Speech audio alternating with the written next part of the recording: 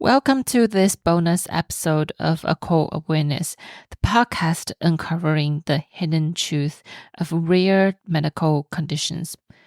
I'm your host, Amy. Last episode, we talked a lot in depth of his medical journey, his insights in the healthcare system.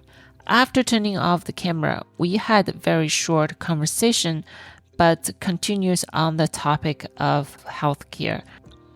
I felt the need to share them due to the importance of some points that he made. So let's dive into the enlightening bonus episode of Occult Awareness.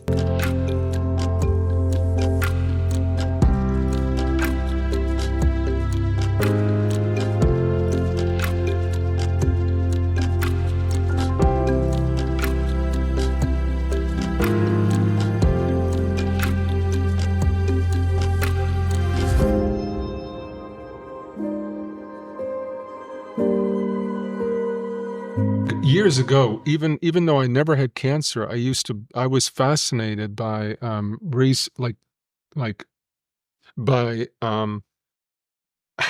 don't like to use the word alternative anymore, but alternative or complementary treatments for cancer.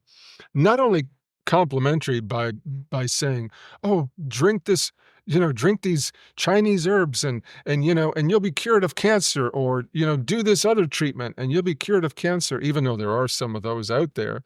But even treatments within the medical field by scientists, and we're supposed to trust science. Well, even treatments by science somehow have gone by the wayside, and I question sometimes. Well, why is that? Is it because they didn't work, or also is it because there's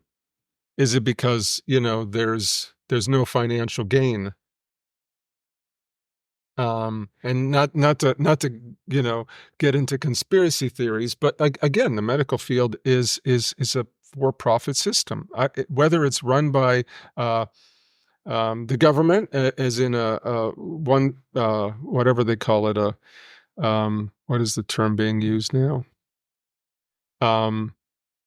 Or it's a private system like the one we have now, single payer system, or a private system. So yeah, even looking at health issues and the research, I think that's what we were talking about, looking at the research. Who's doing the research? What's the research focusing on? Yeah. Um, It's not really holistic. I don't know. I don't believe it is. At times, and who's, well, again, I don't want to get into like who's funding the research. Of course, we can question that.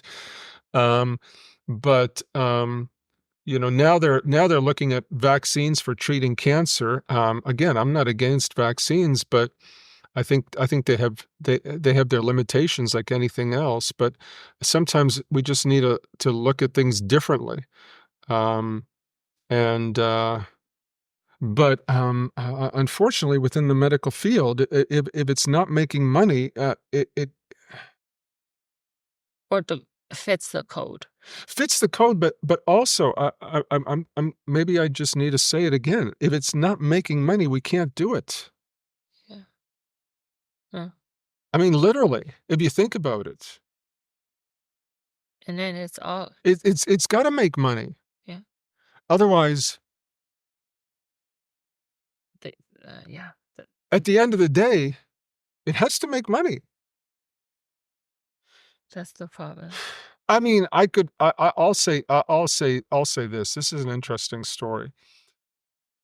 So 30 some years ago, before I came to Environmental Health Center, and I came to the Environmental Health Center in 92, I called a clinic in Mexico and was still deciding where to go for more treatment. So I called a clinic in Mexico. I have no idea who I spoke to. And then I decided for some reason to go to Texas to the Environmental Health Center. I didn't know what they were going to do and how they were going to help me. I had no idea that Dr. Ray would eventually suggest colon surgery and that would save my life. But so I called this clinic in Mexico, and this person I spoke to said that they were having amazing results, regenerating organs, all these things. I was like, regenerating organs? In my mind, I was like, I by that point, I had done some crazy treatments that Yeah, we have like nowhere to really get treatment or care than like in a traditional sense. right. Yeah, and I had done a few things that I wouldn't suggest, at least one specific one. But so I'm hearing this regenerating organs and amazing results, and I'm thinking, this sounds too good to be true. But on the other hand, I'm like, well, I don't know, maybe there's something to it. Well, long story short, I decided not to go to Mexico. But here's what I realized years later, because at the time I didn't know. I didn't have the background. What he was talking about was stem cell therapy. Mm. Well, yeah. Stem cell therapy. We all know about stem cell therapy now, and I'm interested and curious what most people think of stem cell therapy. Some people will think, oh, stem cell therapy, that involves fetal tissue. Yeah, there was that whole controversy with former President George Bush Jr., where uh, many groups were opposed to stem cell therapy from that standpoint alone. We don't want to do anything that involves fetal tissue. Well, nowadays they don't need fetal tissue. They can get it from your bone, or then get it from your fat tissue. Yep. Then they grow it in the lab, and then they inject it either into your joints or systemically, so it goes through your whole body. Well, they're still doing it in India, in Mexico, in Costa Rica, in Belize, and probably in other countries. And you can still find some places doing it in the United States for a lot of money, but it's not readily available. Human trial. So, I mean, some of it is trial, but some of it is also, I think it's more than that. I think, I think it could be a lot cheaper than it is. I think it could be a lot more available to people than it is.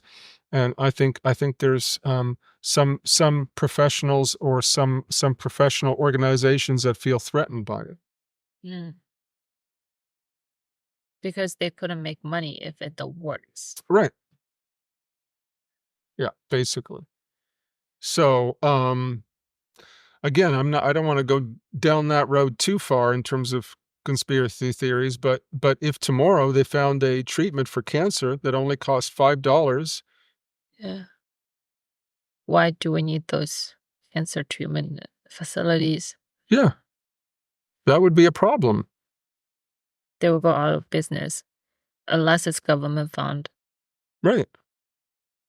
So, yeah, what would they all do? What would all those doctors and pharmaceutical companies and imaging machines and all of these things, where would they all go?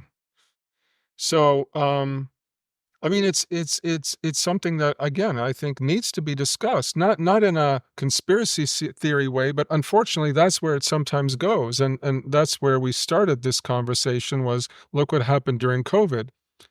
Some people were opposed to the vaccine, most weren't, but unfortunately, you can't even discuss that now because you're labeled something.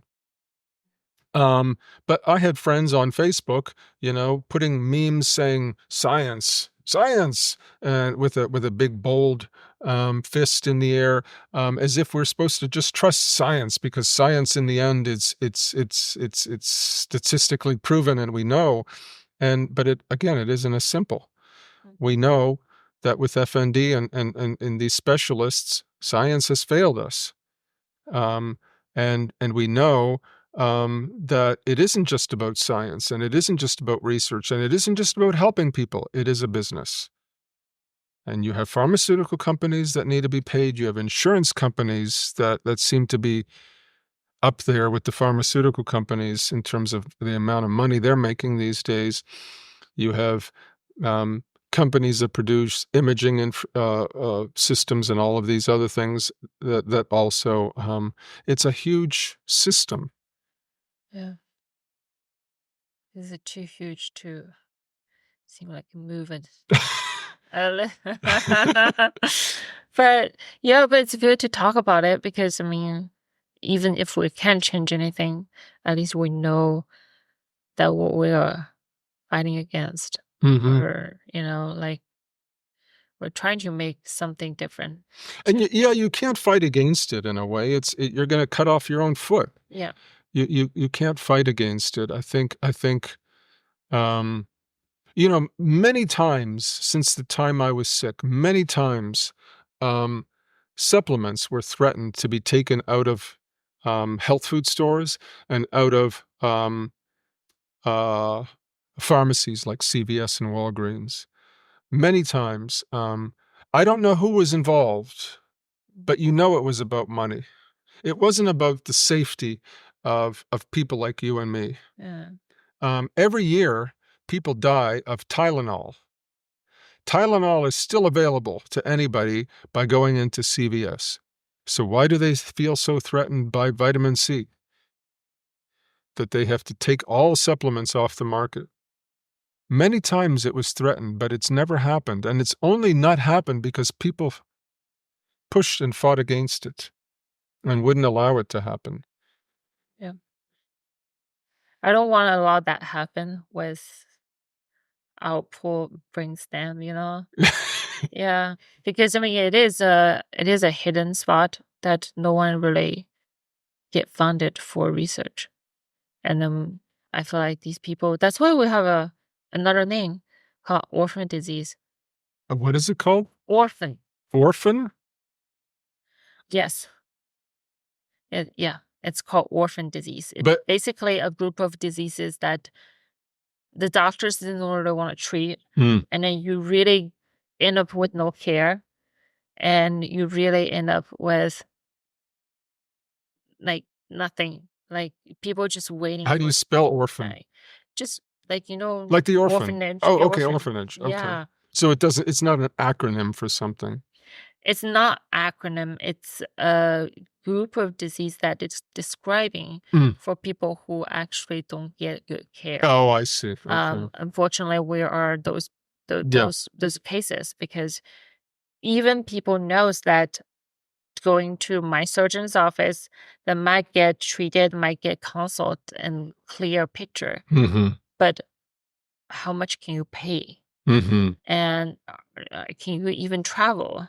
That's all the questions that these people have, and they end up, some of them, homeless or. Yeah, no, I knew people that came to the clinic that ended up homeless because their families gave up on them and doctors had given up on them. They spent their life savings on trying to get treatments and yeah. Yeah, and that's one of those diseases. And there are actually good conservative treatment of injections. They inject those sugar water and regrow the ligaments faster. Oh, okay. But a lot of people fail. A lot of people fail. So what's the next step? Right? Well, that's just like with stem cell therapy. I mean, I'm by no means saying it's going to cure everybody's problem, but I think it has huge potential for certain problems, and unfortunately, it's just not available. Yeah. I know, and this is a name that a lot of people will know, Mel Gibson, the famous actor Mel Gibson. There's a YouTube video, if it's still on YouTube, of where Mel Gibson basically carried his father into a clinic in Costa Rica because he has the money to be able to do that kind of thing. His father at that time, all his organs were failing by then, and he carried him into the clinic for stem cell treatment. I think they were there for about 2 weeks. He said when they were leaving, his father was basically skipping and dancing out of the clinic. Now, does that always happen? No. And he lived for another, I don't remember how many years, a couple of years after that. So it extended his life and he got some quality of life. not just, quantity, so to speak. But I know for certain conditions, for certain issues, it can be a miracle in some cases. Yeah. But again, availability. And you said it doesn't happen to everyone. Well, no. I actually had a client whose wife had severe fibromyalgia, and they went to Costa Rica for stem cell treatment, and she did not benefit from it. I don't know why. Again, I don't know I don't know what the correct term would be. I don't know enough about her medical profile to understand her particular fibromyalgia. Yeah. I know if I had the money to go to Costa Rica to do stem cell therapy now, I would do it. Would that cure your colon issue? Well, my colon issues are fine, but it Yeah. might help with all the inflammation and other issues that I still have. At least it'd be worth a try, but I can't afford to do that. But for whatever reason, it didn't do anything to help her. So again, I've heard it helping people with Lyme disease. I've heard it helping people with multiple sclerosis. I've heard it helping people with a lot of different health issues because again of the potential of cell regeneration. But again, everybody's different. This is I know my surgeon is involved in the stem cell. Stem cell, yeah. Yeah. And it's because there is a potential of market money. Well, there is. I mean, there's money. I mean, yeah, definitely. Yeah, unfortunately, I mean, most things cost money. I mean, there's very few things that I know of that can be helpful. I mean, vitamin C IVs, but they can help with inflammation, but they're not going to cure you of anything, but they can certainly help. But nobody even knows about vitamin C IVs. You're looking at me like you've never. Like I just thought like all these things that it can really help, but one is not available. Yeah, It's too expensive. Sure. It's either not available or too expensive, yeah. And the other thing is that a lot of people going there for expectation, probably. Yeah, sure. And without succeeding it, that really beats them down mentally, physically. Oh, sure. It's not going to be. I mean, and I faced that many times in the years I was looking for health, or I was looking for answers, where I would try different treatments, and either nothing happened, or in some cases I felt worse afterwards. That's never a good never a good feeling. But yeah. Yeah. So will we try? And I feel like the good answer is what you said at the end, accepting. And I see so many people that end up with just live your life as if there's what you can do. I think that was great answer to many of these issues. And I think that, I thank you so much for brought up those things. So I think that we need to think about how this is all about, unfortunately, all about money. And if we can actually giving them more care, more help, I think that would just be so much better, at least for some people's quality of life. Yeah. And the research. Yeah.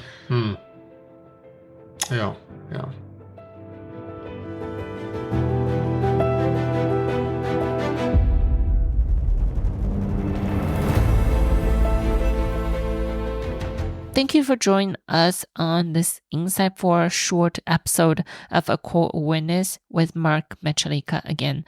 We hope his expertise have provided valuable perspectives on the complexity of living with or treating occult medical conditions. If you or someone you know is navigating similar challenges, remember that support and understanding are out there.